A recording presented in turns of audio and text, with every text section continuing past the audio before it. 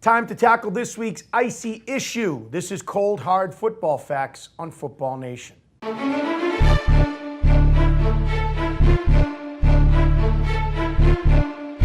everybody, I'm Butch Stearns of the Pulse Network. Alongside is Kerry Byrne of Cold Hard Football Facts. The icy issue is the Giants clearly made a statement going into San Francisco and beating a very good team. Your numbers are always about backing up what statements are made.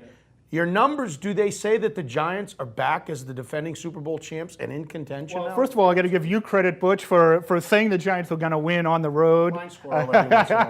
We had them covering. They were big underdogs. We had them covering. I didn't expect them to win the way they did, 26-3. But this is the best big game team in football. That's why we were confident they would keep it close.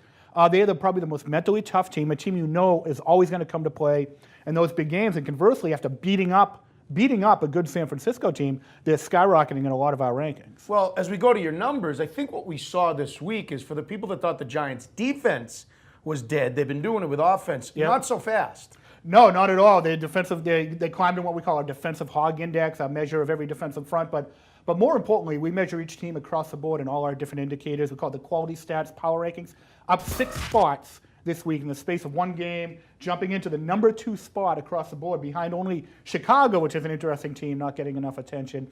So this is a big statement win where they just did everything well. When you hold a great offense to like San Francisco to 3 points, you're pretty good. Don't forget, San Francisco had the best offensive passer rating in football and were number 1 in rushing average. They were running the ball with a higher average than 10 teams were passing the football. So that's a great win for the Giants, and it's reflected.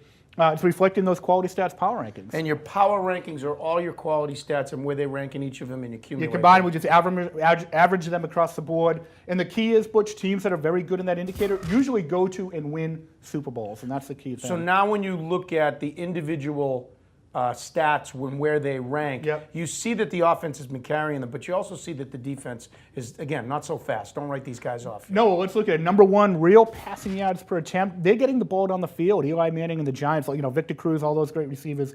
Number 1 in the NFL getting the ball down the field. Oh, by the way, the second best offensive line in football. That's pretty good. Number 3 in the relativity index, our measure of how well you perform relative to the quality of your opposition. Number 5 in passer rating differential, a key indicator. Oh, by the way, number 7 on the defensive hog index. They struggled early in the year. If you're good in that indicator, you stop the run pressure of the passer. You go to and win Super Bowls. And by the way, Butch, that's what was a key for the Giants in 2007, 2011. That defensive hog index and climbing up in that indicator as well. I think important improvements for the Giants in the space of 1 week. So again, to wrap up this segment, let's go right back to the icy issue. Are the Giants back as Super Bowl contenders at 4-2 right now?